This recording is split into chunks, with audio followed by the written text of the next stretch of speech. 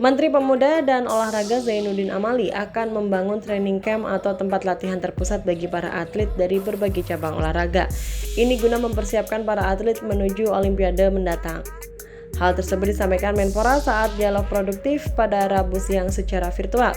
Pembangunan pusat pelatihan ini guna meningkatkan prestasi olahraga nasional di Olimpiade. Adapun cabang olahraga unggulan yang dipertandingkan di Olimpiade seperti angkat besi, atletik, serta panahan. Mendorong mereka, dan dalam Grand Design Olahraga Nasional kita ada cabar-cabar unggulan ya, yang nanti kita akan tempatkan di satu training camp. Sekarang sementara ini akan kita bangun, tentu bukan kami yang bangun, itu Kementerian Pemuda Olahraga. Di situ tempatnya lengkap.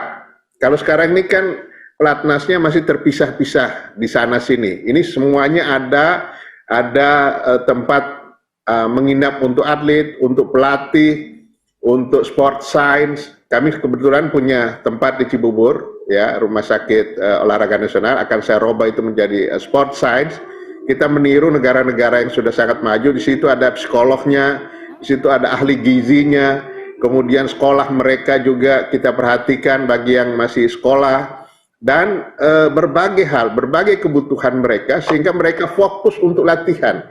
Jadi dia tidak memikirkan, waduh bagaimana nih kami latihan sementara masa depan tidak jelas, coach juga, pelatih juga begitu.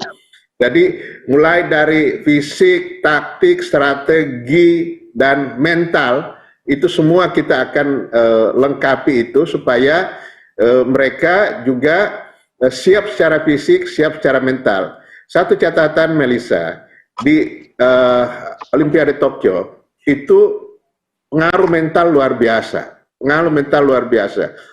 karena Olimpiade ini berbeda dengan kejuaraan-kejuaraan yang lainnya. Mungkin kalau kejuaraan lainnya ada cabang-cabang olahraga tertentu yang ada pertandingan-pertandingan seriesnya, hari ini dia kalah. Nah, minggu depan atau bulan depan dia masih bisa ketemu lawan yang sama, dia masih bisa balas, masih bisa untuk membalas kekalahan itu. Jadi ya sudah, beban mental tidak terlalu berat.